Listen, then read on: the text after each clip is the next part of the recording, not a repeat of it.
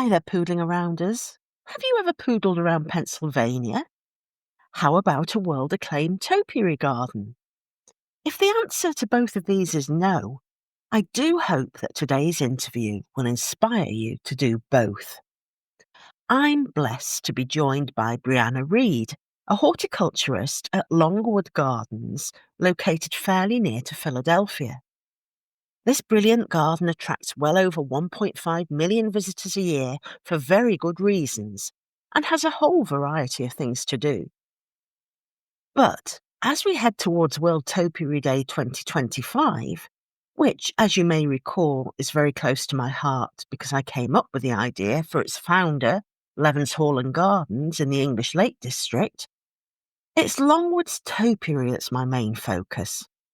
Oh, and maybe fountains too, because they're another of my weaknesses. Let's listen to what Brianna has to tell us about this inspiring American garden, and then put a note in our diary to actually visit it. Hi, thanks for joining us today, Brianna, ahead of World Topiary Day on May the 11th. Just to set the scene a little, could you perhaps tell us where Longwood Gardens is located, how long you've worked there, and what your role is? Sure, Jane. Thank you for having me today. So, Longwood Gardens is located in America's garden capital, which is in southeastern Pennsylvania. And we have over 30 public gardens in a 30-mile radius. So, there's lots to see around here. I've been here at Longwood for a little over 10 years. I've worked in various parts of the garden, but currently I take care of the topiary garden and some of the surrounding areas. Oh, right, I hadn't realised it was such a big area for gardens, so that's fantastic to know. Now, we love to delve into history on this show. So, who actually founded Longwood Gardens, and what was there in this location before the vision for the gardens first materialised? So, as far back as we can tell, the Lenni Lenape Indians were the earliest known stewards of the land here. And as they pushed west into the country, a family by the name of the Pierce family came in and purchased the land through a land grant. And they were here for several generations. They farmed the land and they started a small arboretum here. It was known as Pierce's Park. It was opened up to the public, and people would come to appreciate the trees here. And we actually still have Pierce's Park here today at Longwood, which is really special. But when the Pierce family left, a man by the name of Pierre DuPont came and saw that the property was for sale, and he had to have it. He was a successful businessman, he was a philanthropist, an engineer, but above all else, he was a true plantsman, and he couldn't bear the thought of these trees being torn down or the land being destroyed for building. So, in what he described as a moment of insanity, he actually purchased the land and got to work right away. He wasted no time in building gardens and fountains and buildings here. And now, over 100 years later, we are here at Longwood Gardens trying to carry on his legacy and his vision for the gardens. Well, that's brilliant, isn't it? We've all had a moment of insanity, haven't we? But Yes, definitely. although I've never visited, I can see from your website that the huge acreage of land, which I think is about 1,100 acres, is divided into districts. So, in which district would we find the topiary garden? So the topiary garden is located in our main fountain district. So when you enter the garden through the visitor center, you're actually very close to the topiary garden. It's very central to the garden, so it's really hard to miss it. It's really right up in your face when you come in, which is a great thing because people love to see that when they first enter the gardens. Okay. Now, whilst we've got a really strong tradition of topiary in England and France, I think I'm right in saying that Longwood's a little unusual in having a topiary garden, isn't it? As it's not such a big thing in America, is that right? I think there's only a handful of gardens in the US that have got topiary. Yes, that's correct. And I think that's one of the things that makes Longwood really special is that we have such a strong topiary display here. There are a few other gardens on the East Coast that do have topiary, but I think Longwood really brings that formal topiary garden to life here.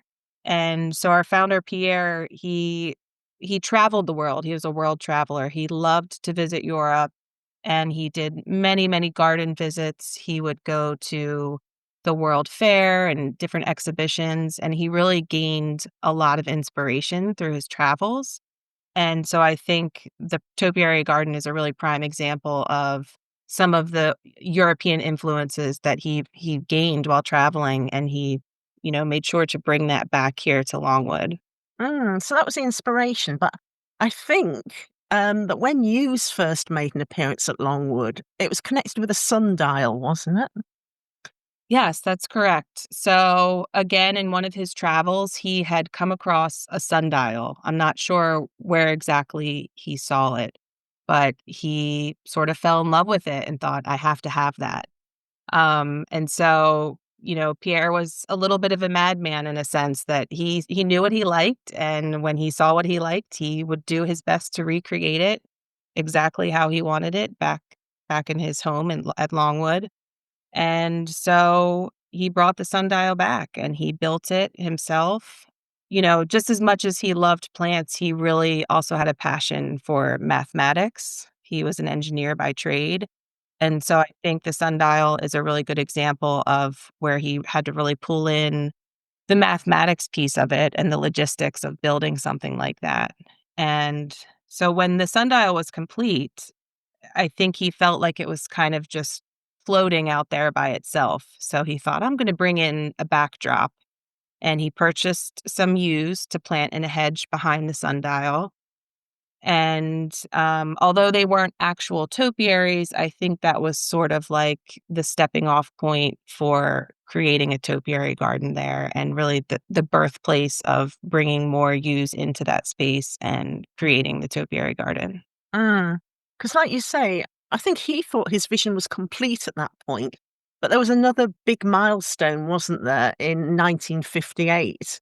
Could you tell us what happened then? Yes. So in 1958, he purchased roughly 30 plants from an estate in Long Island, New York. It was called the Bismarck Estate. And our records show that the price of those plants was roughly $5,000. I think in the end, he ended up only paying 3,000. So he got quite a deal there.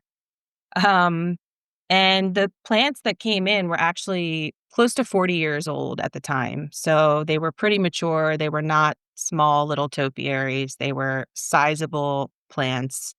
And I think that's really important to point out because Pierre never did anything on a small scale.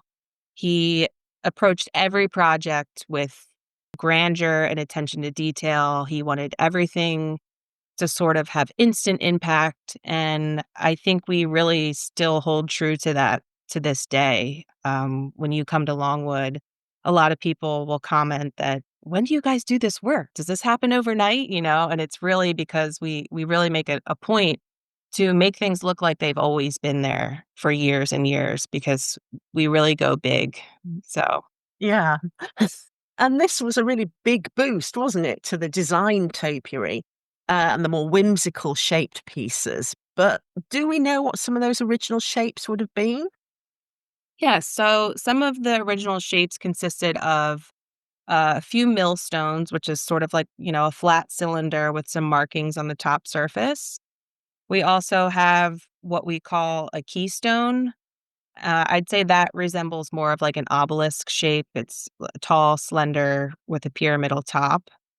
And we have several spirals that came from that purchase and also domes of various sizes. Mm. And this all, I think, fit in with the passion of the head gardener of the topiary garden, didn't it? A man named Jack Hamilton. So, what sort of pieces did he introduce during his time as head gardener? So Jack was known for constructing a rabbit topiary, which unfortunately is no longer with us. Like I said earlier, I've been here for 10 years and I don't recall the rabbit ever being here. So I think that one's been gone for quite a while. But another piece that he made was an armchair. And, it's sort of hidden in the corner of the topiary garden, so not many people really see it or know what it is. But it's actually an armchair with a side table and a lamp, and it's definitely one of our most unique pieces, and once you explain to people what it is, they immediately see it, and they say, "Oh, okay, now I see, now I can tell what it is." And it's definitely unique. I've never seen a topiary that's shaped like an ordinary object. So that's a fun one to look And at. does anybody ever sit in it? I hope not. I've never seen them, but I hope not. Well, yeah. So what sort of playful pieces can people see as permanent fixtures at Longwood Garden these days? So we do have a few animals in the garden. We have a chicken, a rooster, we have a dog, and we have a large dome that has these sort of circular parts protruding from the sides, and it looks a lot like a spaceship. And so a lot of people really enjoy that one as well. That's a fun one to look at. And I'd say there's close to 35 topiaries total in the garden. Okay, and are some of those geometric pieces as well? Yes, we do have some geometric pieces. We have some what we call our wedding cakes, which are tiered, layered cakes. And then at the top, they each have a bird sheared into the top that almost would be like a cake topper, if you can imagine that. We also have a pyramid and some large cones. But I'd say we have a good amount of domes in there, and so the majority of our pieces have more of a rounded shape. But Mhm. I'd love to see some more geometrical shapes come into the garden in the future. I Oh, think they're my favorite. oh, that's your favorite. Oh, right. I think so, yeah. Yeah, gardeners always have a favorite kind of topiary, I think. So, yeah, Yeah. good to know. So are all the pieces made of yew, or do you have any in box or laurel? So everything in the topiary garden is taxus. We do, however, have lots of plants outside of the topiary garden that we sort of apply the same principles to with when it comes to pruning and shearing. We have well over 4,000 boxwood plants in our main fountain garden, which is just adjacent to the topiary garden. And we also have several carpinus hedges that are shaped and pruned into, different shapes throughout the garden. Okay, and I think you've brought up a point there because the topiary garden is more than an attraction in itself, isn't it? Because it acts as a connecting feature between other parts of the gardens, doesn't it? Like the rose garden and the main fountain garden. Am I right there, or am I barking up the wrong Absolutely, tree? yes. No, you're absolutely right. It is connected to our historic rose garden. It's also adjacent to our main fountain garden, and our main fountain garden is kind of like the crown jewel of fountains here at Longwood. It was renovated in 2017, or I guess the renovation was complete in 2017, and so that was a nice big celebration to bring that display back online. But there's close to 2,000 water jets in that fountain garden. As I said, over 4,000 boxwood.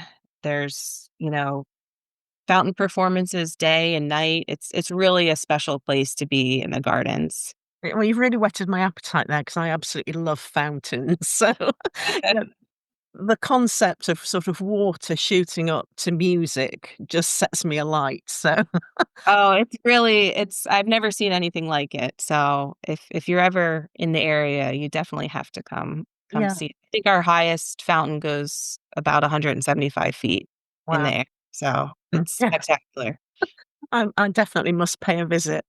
Um, so from the pictures I've seen, what I also love about the topiary garden is it seems to take the best features of the kind of whimsical Levens Hall and Gardens style of topiary and the much more formal style of French topiary gardens like Versailles. Is that a fair assessment, would you say? Yeah, I think that's a fair assessment. I unfortunately have never visited either of those places, but based on pictures that I've seen, I think that's safe to say. And hopefully one day I'll be able to do some traveling over there Yeah, I think you for myself. definitely must. Yeah, yeah. Yes, You yes. definitely must visit Levens Hall and Gardens as the oldest topiary garden in the world. It sort of fits with what you do, doesn't it? So Right. if you're ever here, I'll take you up there. Okay, great.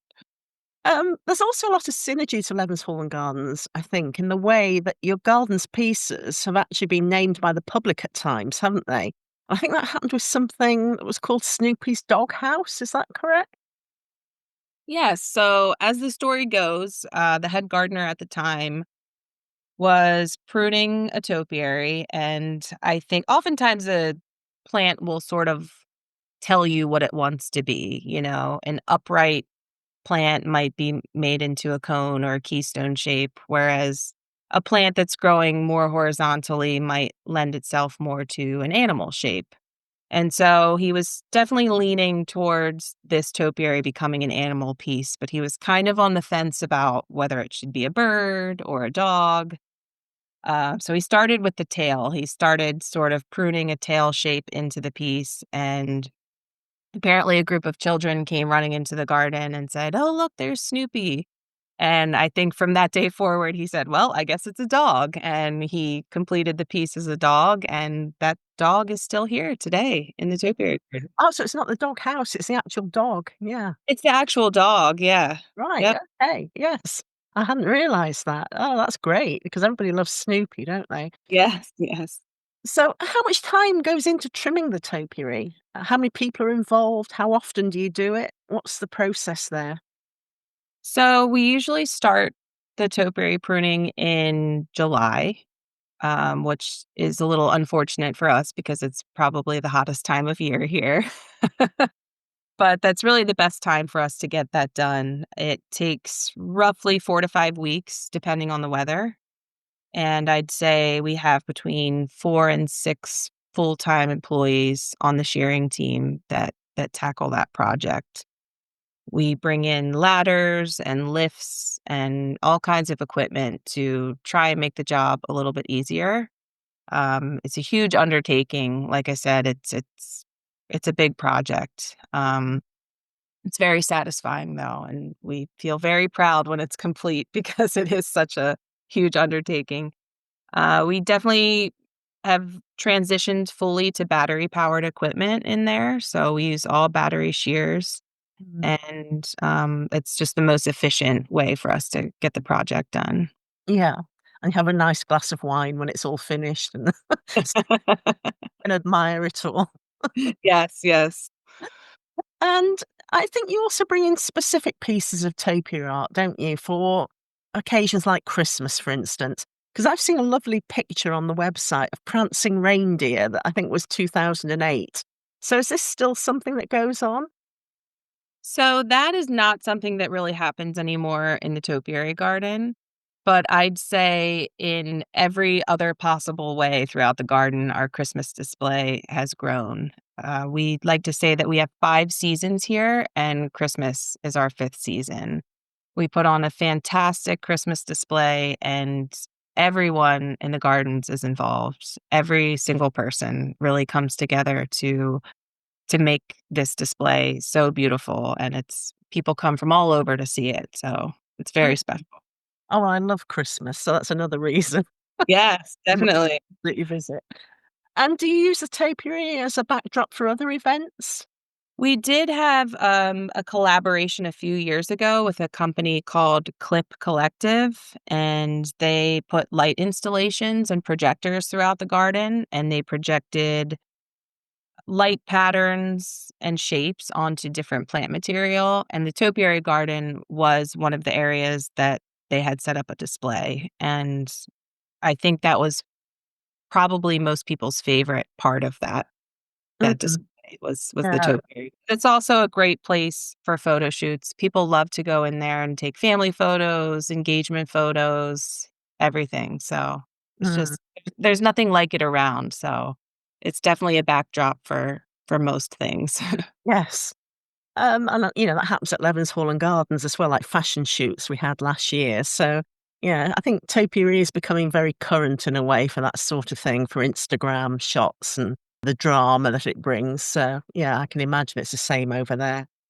Another thing that's probably the same is that, the weather issues. And I think a few decades ago, you had some wet ground that was affecting the topiary. But what is climate change bringing to this? Is it causing an issue for you there? And how are you tackling that? Yes. So unfortunately, we're still dealing with a lot of those same issues. The ground in the topiary garden is quite compacted. We get over 1.6 million visitors a year. So all that foot traffic on top of the lifts and equipment that we have to bring in there, it Yeah. really just adds to the compaction of the soil. And therefore, the ground gets muddy, it stays wet, and we know that taxus do not like wet conditions. So unfortunately, it's not an ideal situation for us, but we're doing the best we can to keep the plants healthy, and hopefully they'll hang on for as long as they can. Yeah. And of these 1.6 million, are the majority from the USA? And if so, do they kind of feel like they're on their European travels when they visit you, as if they're stepping into sort of some ancient Roman and Greek environment with all these trees around? So, yeah, I'd say most of our visitors are from the US, but we certainly get travelers and visitors from all over the world. And Pierre drew so much influence from Europe, and I think people definitely feel transported to another world when they come here, and I think that's exactly what he would have wanted, and, I think we're proud of that to continue that legacy for him. Mm. Well, I guess he had French roots himself with his name. I'm just, Yes, yes, I would imagine so, yeah. yeah. So it would have been important to him, I guess. So are the gardens open all year round, or do you close in certain months? So we are open year round. However, we do limit access to the topiary garden throughout the winter. Basically, because of what we talked about earlier, and just the ground gets really muddy, the turf starts to fail in there if too many people walk through.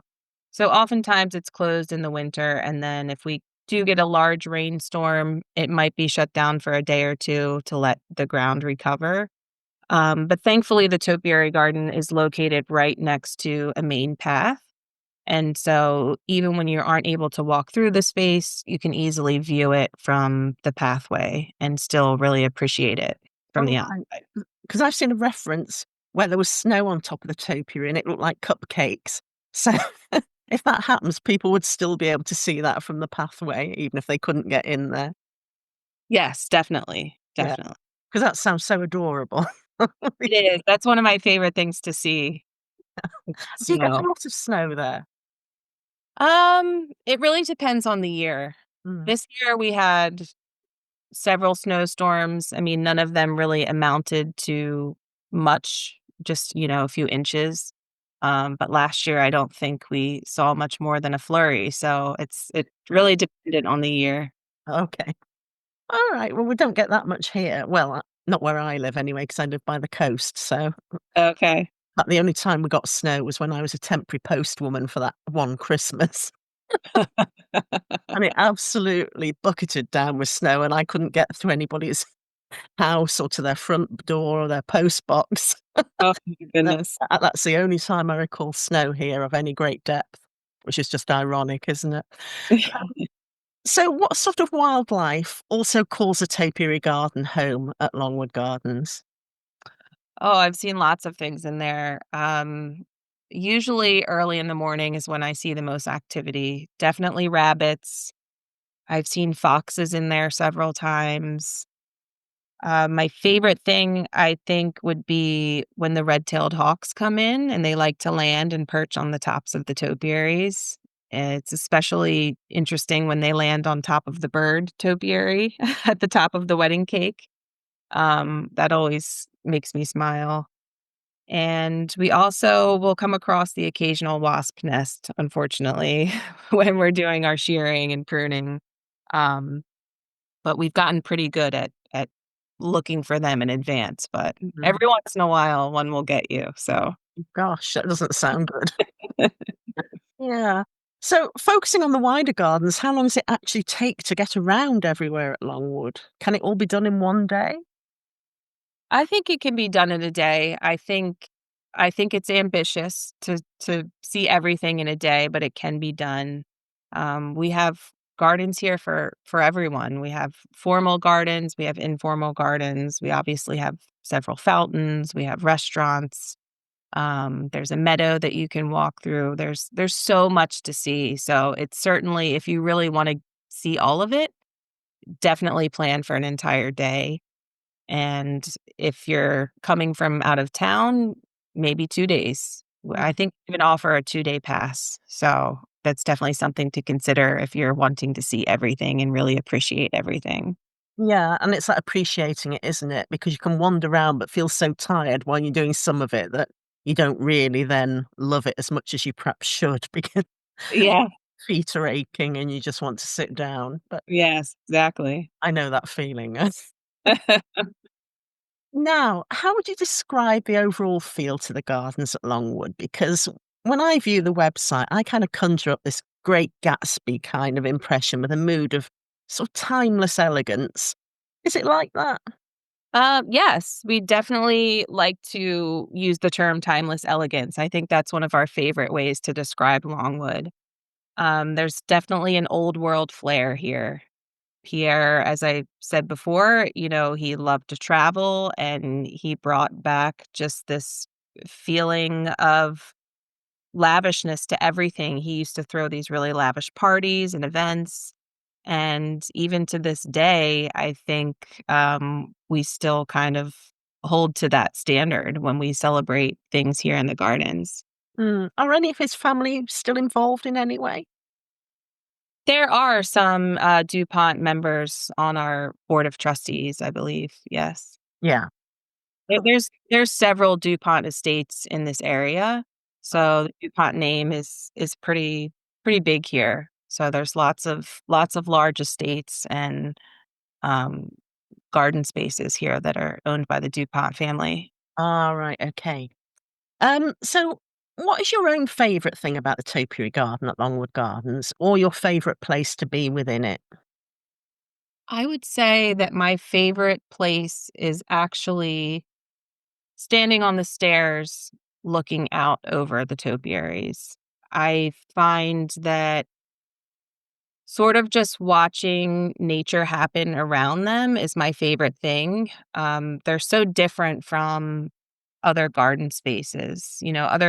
Other plants will grow within a season and they move with the wind and they might change colors or lose their leaves. But topiaries are so just steadfast and strong. They're like anchors to the ground. They don't really change much to the naked eye.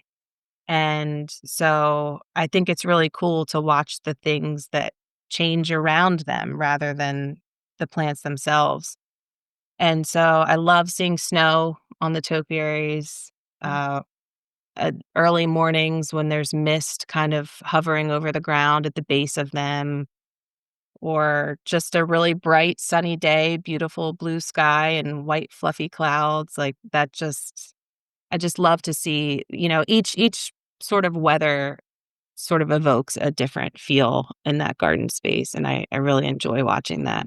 Yeah, because topiary does kind of punctuate the landscape, doesn't it? Wherever it is, does regardless of whatever garden it's in, even in your own back garden, it's Yeah. kind of feature around which everything else kind of revolves, isn't it? Yes, definitely. Understand what you're saying there.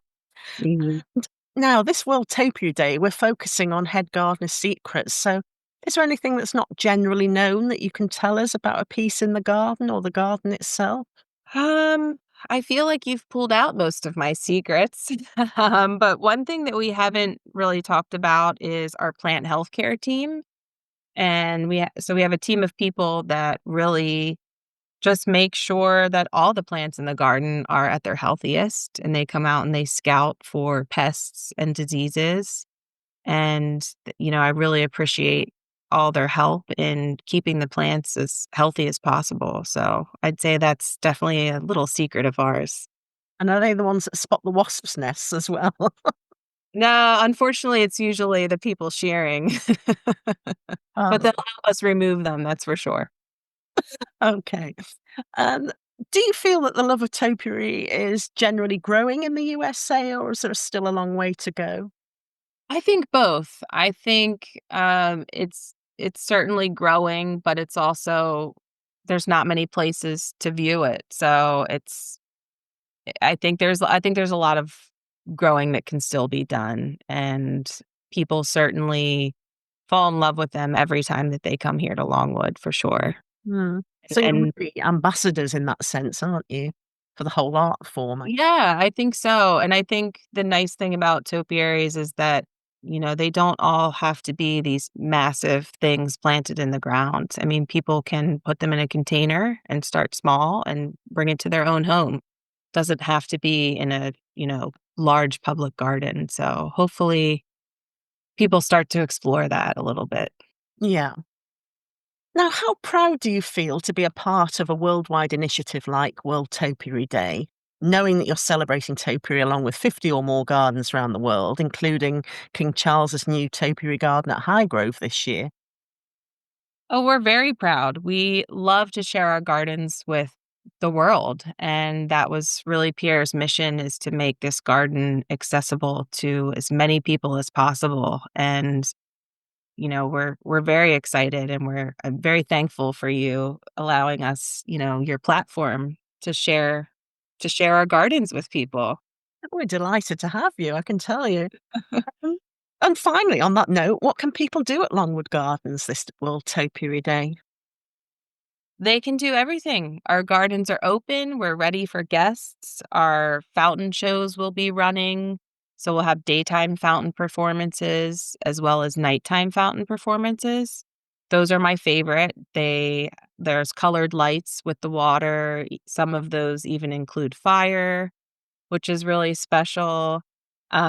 Each fountain show is sort of themed. We have everything from classical music to Taylor Swift or Disney songs. So there's something for everyone. Also, during that time, the roses should be, getting ready to bloom. There's just so much to see. We have our new Longwood Reimagined project that recently opened. So we have a brand new conservatory, a new bonsai courtyard. There's so much to see, so much to see. So we encourage everyone to come out, and we're excited to celebrate with everyone. And can people ask you questions if you're in the topiary garden and they find you there? Absolutely. Yes. Yeah. I love getting questions because it allows me to take a little break from my work at times. Oh, that's fantastic. Well, thank you very much, Brianna. That's been wonderful to hear about Longwood, and that talk about the fountains that you've just given me there Yes, yes. convinced me that it definitely is the place I need to go. So thank you so much for your time, and I'm sure that people will love hearing about that. Thank you, Jane. Have a great day. Well, there we are. Now as someone a teeny bit obsessed by glorious fountains, Brianna really had me at 175-foot water jet. But then she just had to go and mention all those music themes too. I wonder if there's a Guns N' Roses themed show. That would be irresistible. There are so many places I need to poodle around in person, that's for sure. And I must now add Longwood to a list that includes the monumental gardens of El Sensibio, who I interviewed 2 years ago. Check out that podcast too for more amazing topiary information. And do find other episodes that have featured Levens Hall and Gardens, home to the world's oldest topiary garden. Until the next time, take really good care of yourself, whether you are currently admiring Asia or on a very, very different axle, roving around a rose garden in rural England. Either way, and whatever you are up to, do remember, as I always tell you, that life is much more fun when you are poodling around.